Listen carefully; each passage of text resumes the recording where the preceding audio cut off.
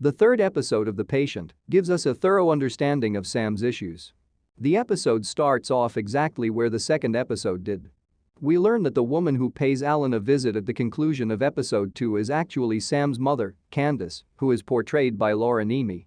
Through her interactions with Alan, we learn that, while being aware of Sam's urges and potentially hazardous tendencies, she chooses not to step in to protect her son. Candace says that she likes his books and that she even advised Sam to seek counseling. She refuses to call the police, despite Alan's pleading. Although Candace cannot turn Sam in, she does not support him in this. She is aware of his attempts to stop. Later, Sam returns with lunch. Alan freely confesses that he knew his mother. Given that Sam had informed him she was dead, it was understandable that his discovery of her presence was unexpected. Sam claims he lied because his mother isn't his problem and treatment frequently focuses on moms. While Alan absorbs this information discreetly, we can see him mulling over Sam's claims and questioning their veracity. Alan again cries out to be released from his chains while daydreaming about harming Sam. He then mentions Sam's parents. Sam says his father abandoned them when he was 14 years old.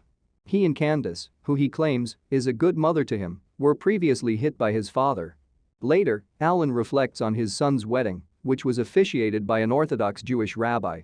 When Alan's wife walked up to the platform to sing to Ezra, the rabbi objected, claiming they don't allow women to sing.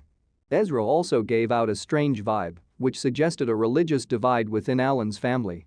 Later, Alan convinces Sam to work with his mother in family therapy. They all participate in a session where Candace describes how she and Sam took refuge in each other when Sam's father was going through difficult times. Alan claims that Sam's affection for Candace can be of use. When Sam is attempting to control his dark inclinations, he counsels him to keep his mother in mind. "Sam, will you please do that for me?" Candace asks. Sam stays silent. Sam tells Alan one evening that he just got back from the restaurant where he conducted the inspection. He thought about killing the man as he watched him. But despite how much he should have, he did nothing. Alan queries whether he constantly believes that his victims need to learn a lesson. Sam affirms this to be accurate. He considers that they all earned their destiny.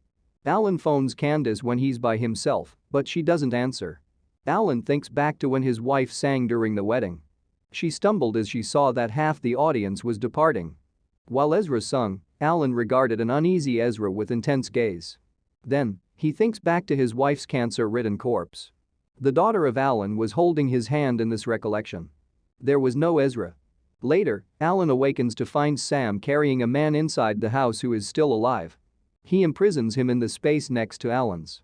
When seen more as a drama about the practice of treatment and less as a thriller, The Patient is incredibly entertaining. In an interview, the show's producers, Joe Weisberg and Joel Fields, said that their personal experiences with therapy, which they found to be both fascinating and necessary, served as their inspiration.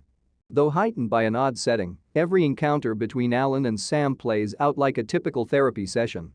The Patient is, in the big and terrifying scheme of things, about a serial killer who has shackled a guy to a floor.